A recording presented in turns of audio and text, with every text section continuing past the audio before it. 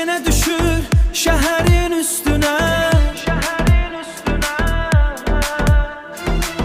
sessiz küçələr danışır adını, külək gətirir unudulmuş xatirəni. Ürəyimdə izlərin silinmədi, zaman keçidi amma dərd bitmədi. Sensiz geceler mənə dar gəlir, ürəyim səni hər gün səsləyir. Gedən getdi, qalan mən oldum, bu sevginin içində yox oldum. Sensiz geceler soyuq və qaranlıq, adını pıçıldayır hər anlıq. Bu ürək hələ səni daşıyır.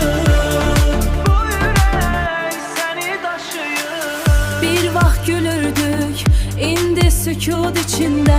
Niye belə oldu, kim günahkar? Sözler yarım kaldı, kırıldı aralar. Seni itirdim, özümü de itirdim. Ben yazdım taleyi, özümü de itirdim. Ben yazdım taleyi, sen sildin birden. Kaldım ortada, yoksan yanımda sen.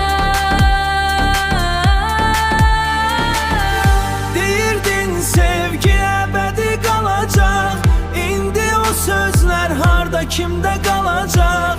Düşünürəm gece, niye gittin? Sen terk ettin beni, oldum yalan. Sensiz geceler mənə dar gəlir, ürəyim səni hər gün səsləyir. Gedən getdi, qalan mən oldum, bu sevginin içinde yok oldum. Sensiz geceler soyuq və qaranlıq, adını pıçıldayır hər anlıq. Bu ürək hələ səni daşıyır.